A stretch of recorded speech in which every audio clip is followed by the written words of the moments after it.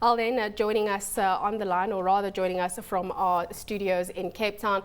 We do have Alon Lists, and he's the General Manager for Uber. Hello there, Alon. Thank you so much for making the time to join us. Uber has been been in the headlines for quite some time, but perhaps this is a good time for you to tell us. Remind us what Uber does. Hi to everyone in Joburg, and compliments of the season to you.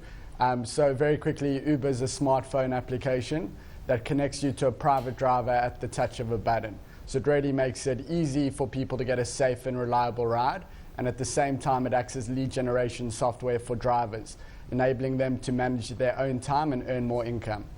Alon, you're known as a disruptive business where you come into a space that suddenly has to deal with a new kind of competition. There's a problem with you in the city of Cape Town. They're not happy with the way you're operating. What's the problem? So, as you say, we're disrupting an industry. It's a case of regulation lagging innovation. If you look at the current framework which governs national land transport in South Africa, it doesn't strictly cater for Uber-type technology, for e-hailing type technology. So it's a case where there's a bit of ambiguity and people aren't really sure exactly how Uber partners should be treated from a licensing perspective. Alon, there's been some controversy around Uber, and this has been with what they've been calling a surge pricing. One particular incident we have been reading about is over the New Year's season, where there was a particular client who was said to need to fork out quite a hefty amount of money for transportation. What was behind this, and the surge pricing? Was this just a festive season phenomenon?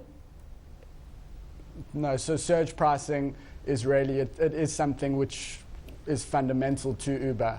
We say we'd rather give you the option to take a ride during periods of peak demand than leave you stranded. So what happens, purely driven by demand and supply dynamic, prices will increase. As prices increase, drivers are encouraged to get on the road, and as more drivers get on the road and supply frees up, prices start to decrease again. All that being said, if prices increase, you as a client are notified straight away through the application.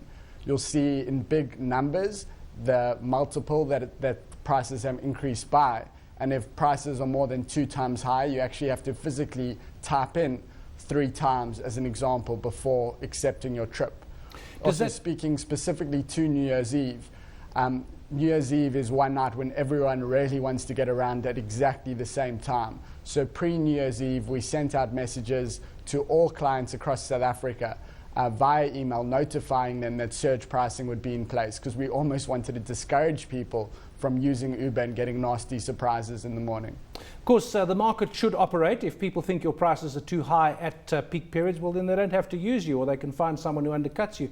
What about the regulatory side? I mean, exactly. there are other people like Road Trip at Goodfellas who offer this service, but you sign up with them. So there's a whole process, and there's a kind of control area. How do we know that Uber drivers are reliable, trustworthy, not criminals? How do we know that the vehicles they use are reliable?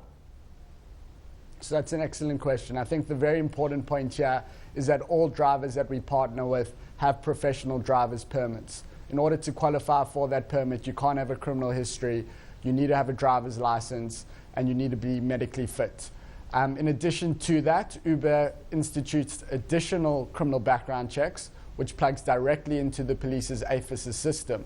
And I guess the scary thing about that is that we found that 15 to 20% of drivers with professional driver's permits are actually coming back with hits. So this allows us to do an additional level of screening to make sure that drivers with any type of criminal history don't get access to the platform. Over and above that, all vehicles have to be roadworthy, and there are other vehicle documentation requirements like insurance before someone can partner with us. One of the best things about Uber is that it's brought accountability into an industry that had none. When you book your trip, you see your driver's name appear in the application. You know what car he's driving and what his number plate is before you get in that vehicle. In addition to that, at the end of your trip, you can leave feedback. If you have a bad experience with the driver, we can deal with that really in real time and deactivate that driver's access from the system. And it goes both ways. If drivers are treated badly by clients, we can react to that. And in some cases, we've actually also banned clients from accessing the system. Fair enough. Thanks to Alon Leitz, who is GM of Uber in Johannesburg, but talking to us this morning from Cape Town.